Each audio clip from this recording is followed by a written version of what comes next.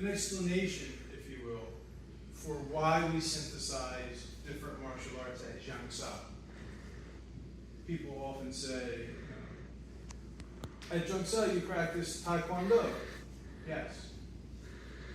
Why? Well, is it a sport? It's an Olympic sport. It's a good martial art. Yeah, but you know, there's a lot of other martial arts that do other things. True. So at Zhang Sah we also practice Judo. Well, why would you practice Tae Kwon and Judo? Because they're two different. Can you really become a master in one and a master in another? A lot of people say no, and I say, watch it. Right? And in particular, those two arts pair very well together, and you learn them in parallel here at Zhang Sah for reasons. And you just practiced 4 basic kicks. What were the 4 kicks we just practiced?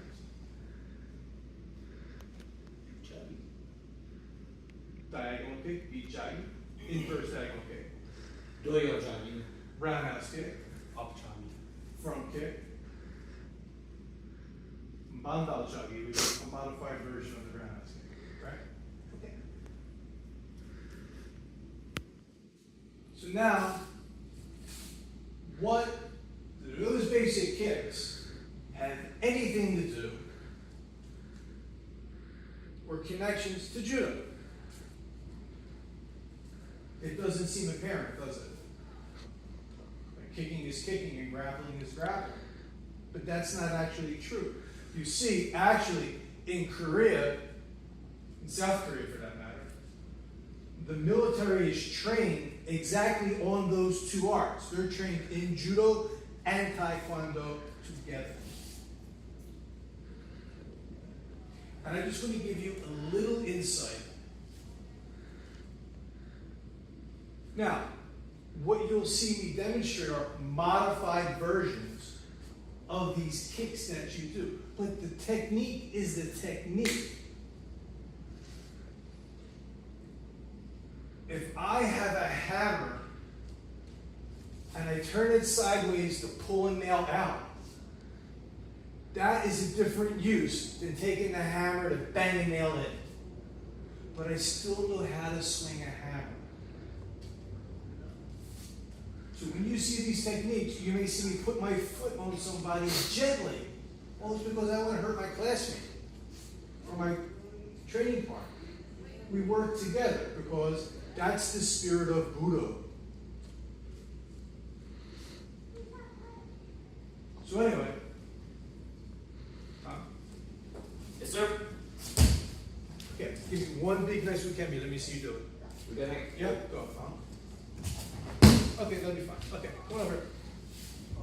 Come. Sir. Okay, so technique number 1 in Taekwondo is the what? Front kick. Exactly. Okay, so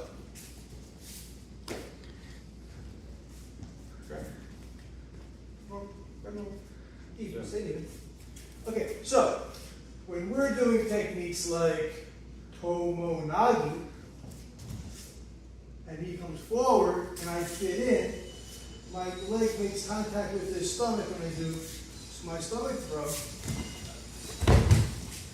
What kick is that? Front kick. Okay? Okay.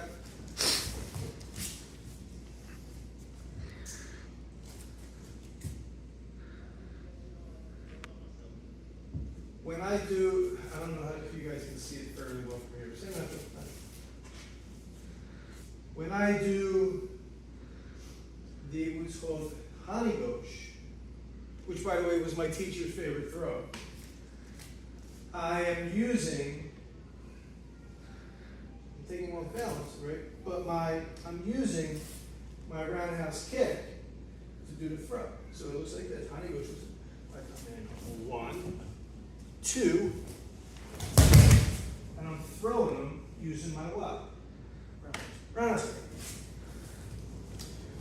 So, all often Hanigoshi is done as a adaptation for somebody who doesn't get the Uchimata. Uchimata is this way, inner thigh reaping.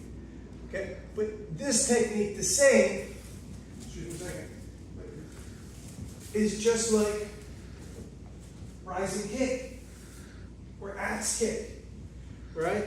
So we're going to go wider stance with Uchimata, if that's safe for you. So when I come in, if I jump in for my Uchimata, boom, boom, boom, here I go, my leg, one, boom, it's the same leg technique.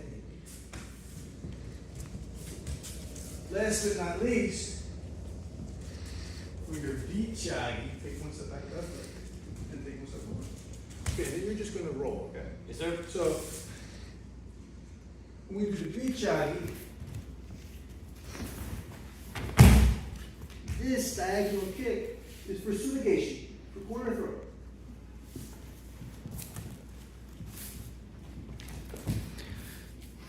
So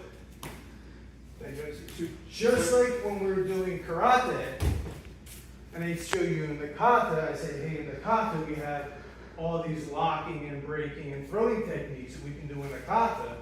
When we're doing our basic techniques in Taekwondo, it's also connective tissue to doing these judo throwing techniques.